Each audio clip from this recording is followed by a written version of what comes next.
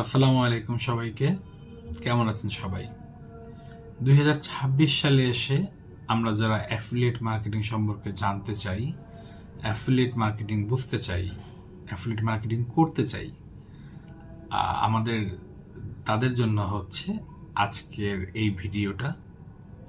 আজকের এই ভিডিওতে আমরা জানবো অ্যাফিলিয়েট মার্কেটিং কি, অ্যাফিলিয়েট মার্কেটিং কিভাবে করতে হয়, অ্যাফিলিয়েট মার্কেটিংয়ের আয় কিভাবে হয়, বিনিয়োগ কত, অ্যাফিলিয়েট মার্কেটিংয়ের ঝুঁকি কেমন, অ্যাফিলিয়েট মার্কেটিংয়ের বেসিক যে বিষয়গুলো, এগুলো আজকে আমরা একটি ভিডিওতেই জেনে নিব, যেন আমরা যখন অ্যাফিলিয়েট মার্কেটিং করতে যাব বা আরও প্রপারলি বুঝতে যাব, সেই বোঝাটা আমাদের জন্য অনেক বেশি সহজ হয়ে যায়। তো অ্যাফিলিয়েট মার্কেটিংয়ে মূলত আমরা করি হচ্ছে অন্যের জিনিসের প্রচার। আমরা যে বিভিন্ন কোম্পানির প্রোডাক্ট বা বিভিন্ন ওয়েবসাইট থেকে বিভিন্ন কোম্পানির প্রোডাক্ট এনে সেগুলো বিভিন্ন জায়গায় প্রচার করি, তখন কেউ যদি আমাদের অ্যাফিলিয়েট লিঙ্কের মাধ্যমে সেই প্রোডাক্টটি পারচেস করে, কিনে নেয়, তখন হচ্ছে সেখান থেকে আমরা একটা কমিশন পাই, সেখানে একটা কমিশন জেনারেট হয় এবং এটাই আমাদের আয়। অ্যাফিলিয়েট মার্কেটিং থেকে আমাদের আয় বলতে এই কমিশনটাই। যেহেতু আমাদের নিজের পণ্য না, সেহেতু আমাদের লভ্যাংশ বা বেচা কেনার দামের মাঝখানে যে পার্থক্যটা থাকে, লাভটা, সেটা জেনারেট করার সুযোগ নেই। এখানে আমরা পণ্য বিক্রি করে কমিশন নিব। এখানে আমাদের কোনো কিছু স্টক রাখতে হয় না, সো স্টোরেজ ভাড়া নেওয়ার মতো কোনো বিষয় নেই। এইখানে আমরা কাস্টমার সার্ভিসও প্রোভাইড করি না, কারণ যে কোম্পানির প্রোডাক্ট আমরা সেল করি সেই কোম্পানি ক্লায়েন্টকে বা কাস্টমারকে কাস্টমার সার্ভিস প্রোভাইড করে থাকে। আমাদের কাজ শুধু আমাদের অ্যাফিলিয়েট লিঙ্কের মাধ্যমে সেই কোম্পানির প্রোডাক্ট সেল করা।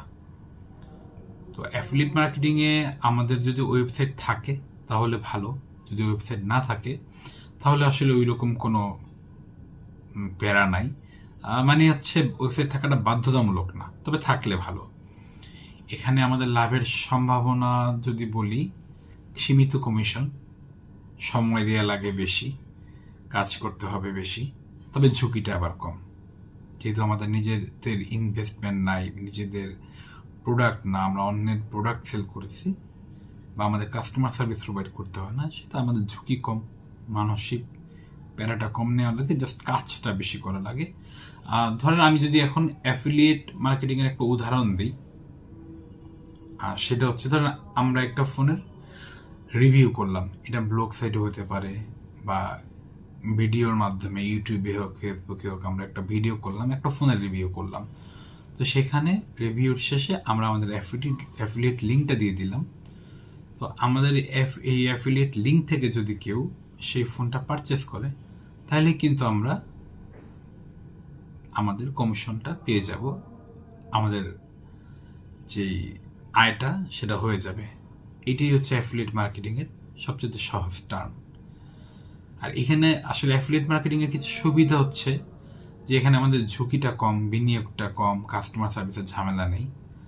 আর অসুবিধা বলবো না, মানে অপ্রাপ্তির যে কিছু জায়গা থাকে সেটা হচ্ছে যে কমিশন তুলনামূলক কম, আর বিক্রির উপর তো আমাদের সম্পূর্ণ নিয়ন্ত্রণ নেই। ধরেন আমি যখন রিভিউ করব, আমার রিভিউ দেখে যদি কারো ভালো মনে হয় এবং সে ওই মুহূর্তেই আমার লিঙ্ক থেকে কিনে বা আমার লিঙ্কটা পরে খুঁজে আমার লিঙ্ক থেকে পারচেস করে, তাহলে আমি কমিশনটা পাবো। মানে আমি একটা প্রোডাক্টের রিভিউ করলাম, যে আমার রিভিউ দেখলে সে আর এক জায়গায় গিয়ে অর্ডার করলো, তখন তো আসলে আমার কমিশনটা পাওয়ার সুযোগ থাকবে না। এই জায়গা থেকে আসলে একটু মানে আয়ের জায়গাটা কম। আর তারপরে যদি ঠিকভাবে সময় দিয়ে অ্যাফিলিয়েট মার্কেটিংয়ে যেভাবে সময় দেওয়া লাগে এবং প্রোডাক্ট প্রচারের জন্য যেভাবে হার্ডওয়ার্কিংটা লাগে, এটা যদি আমরা করতে পারি, তাহলে আমার মনে হয় যে অ্যাফিলিয়েট মার্কেটিং আমাদের যে কোনো কাজের পাশাপাশি উপার্জনের একটা অন্যতম মাধ্যম হতে পারে। সো আপনারা যারা অ্যাফিলিয়েট মার্কেটিং শুরু করতে চান 2026 সালে এসে, আপনাদের অ্যাফিলিয়েট মার্কেটিং যাত্রার সফলতা কামনা করি এবং শুভকামনা জানিয়ে আজকের ভিডিওটা এখানে শেষ করছি। আসসালামু আলাইকুম রহমতুল্লাহ।